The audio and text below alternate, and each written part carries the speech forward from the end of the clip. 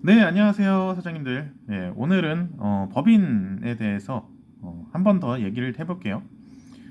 법인이 보통 이제 돈을 함부로 쓸 수 없다라고 막 얘기를 하세요. 이제 법인을 설립을 해야 된다, 또는 이제 법인 설립을 할 거다라고 하는데 그런 분들이 거의 끝에 가서 근데 법인으로 설립을 하면은 내가 돈을 잘 못 쓴다고 얘기를 들었다. 법인 돈은 법인 돈이고 내 돈은 내 돈이고 이게 통장이 딱 깔끔하게 분리가 돼 있어야 된다.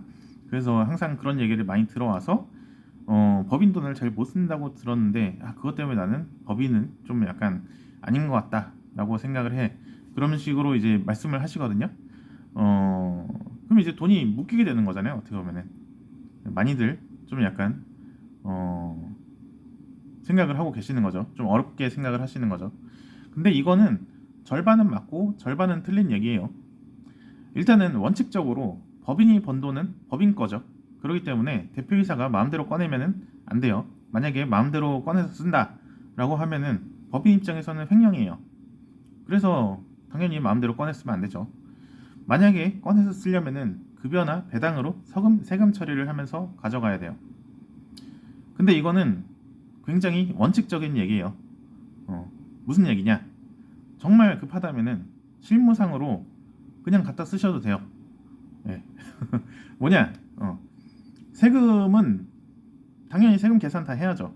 근데 세금은 정말 이제 나중에 따라오는 거고, 예를 들어서 내가 당장 내일 카드값을 메꾸지 못하면은 막 신용불량자가 돼. 그럼 막 신용불량자가 되게 생겼는데 법인 통장에 막 돈이 막 억만금이 쌓여 있단 말이야. 그러면은 당연히 그거 갖다 써야죠. 신용불량자가 되면 안 되죠. 네. 신용 한번 떨어지면은 올리기 굉장히 어렵단 말이에요. 근데 물론 이제 세금 처리를 안 해도 된다는 얘기는 아니에요. 결국에는 해야 돼요. 제가 말씀드리고 싶은 거는요. 이게 막 그 돈이 락이 걸려 있다거나 그런 건 아니라는 거지. 그러니까 법인을 설립하기 전에는 근데 그런 생각까지도 한단 말이야. 이게 막 락이 걸려가지고 내가 함부로 못 쓰는 거 아닌가. 막 세무사님이나 회계사님한테 그뭐 어떤 그 결제를 받아야지 쓸 수 있는 거 아니냐. 이렇게도 생각을 하시는 분들이 있어서 그 오해를 좀 잡고자 말씀을 드리는 거예요. 근데 물론 이제 그런 게 막 습관이 되면 안 될 거예요. 네, 막 그냥 막 원하는 대로 그냥 갖다 쓰고 막 이런 것들이 습관이 되면 안 돼요. 일단은 법인을 경영하는 대표자가 된다면은 법인하고 개인의 돈을 혼동해서 막 이렇게 법인답지 않게 막 그런 주먹구구식으로 돈을 쓰다가요. 세금 문제도 세금 문제인데 법인의 어떤 그 재무제표가 굉장히 엉망이 돼요. 법인은 보통 이제 개인보다 사람들이 더 이제 신뢰를 하게 되는데요. 그 이유는 이제 법인이 개인보다 더 까다롭게 관리를 하기 때문에 그래요. 그 까다롭게 관리가 된다는 거는 재무제표가 굉장히 투명하게 작성이 된단 말이에요. 그런데 이제 돈을 막 갖다가 이렇게 쓰고 저렇게 쓰고 막 하면은 그 재무제표가 엉망이 되고요. 그 엉망인 재무제표도 그대로 다 드러나게 돼요. 그러니까 한마디로 역으로 신뢰성이 낮은 것도 다 보여지게 되는 거지. 음.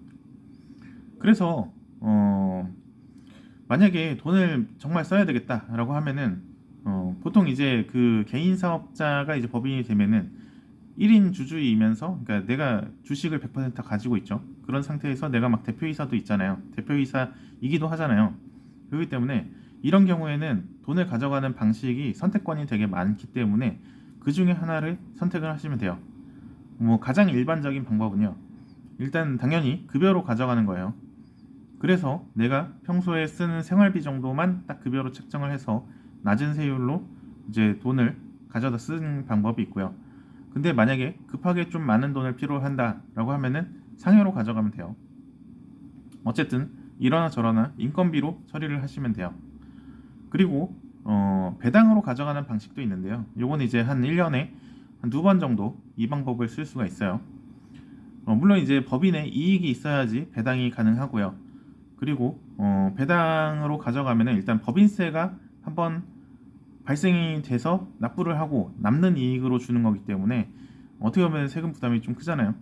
그렇기 때문에 내가 만약에 급여로 가져가는 돈이 작다 그러면은 배당은 별로 추천하지 않고 그냥 단순하게 내가 만약에 급여로 이미 1년에 한 1억 이상 충분히 가져가고 있다라고 하면은 배당으로 한 2천만 원까지는 14%의 세율로 분류가세가 되기 때문에 상대적으로 낮단 말이에요. 법인세가 부과된 다음에 가져간다는 거를 생각을 해도 훨씬 낮아요. 그렇기 때문에 내가 한 1억 이상 가져간다 이미, 그러면은 이제 소소하게 낮은 세율로 조금 더 가져갈 수 있는 방법이다, 이렇게 보시면 돼요. 그리고 이제 뭐 세 번째 방법 같은 경우는 이제 법인이 끝날 때쯤에 필살기 형식으로 딱 한 번 쓸 수 있는 건데, 바로 퇴직금의 형식으로 가져가는 거예요. 네.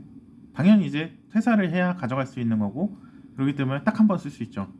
근데 이게 왜 필살기냐면은 모든 그 소득세를 계산하는 방식 중에 퇴직금이 가장 낮은 세율로 세금이 부과가 돼요. 네.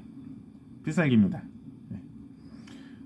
그 외에도 이제 뭐 돈을 잠깐 빌려갔다가 다시 갖다 놓고, 물론 이제 그 중간에는 이자 비용에 대해서 뭐 세금 처리도 하고 이런 것도 있고, 그거 말고도 몇 가지 방법은 더 있는데 제약 조건이 있어요. 그리고 이제 좀 까다롭고 그렇기 때문에 딱 요 정도만 알고 계셔도 충분할 것 같아요.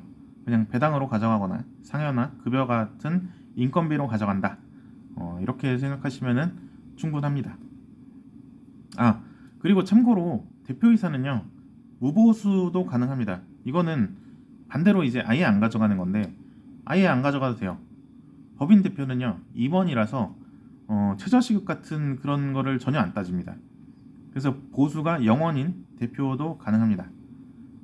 그래서 이제 돈이 필요하시면은 일단은 쓰시고, 락 걸려 있는 거 아니니까 일단 쓰시고, 대신에 이제 세무를 담당하는 그런 세무 대리인들한테 꼭 그 내용을 알려주셔야 돼요.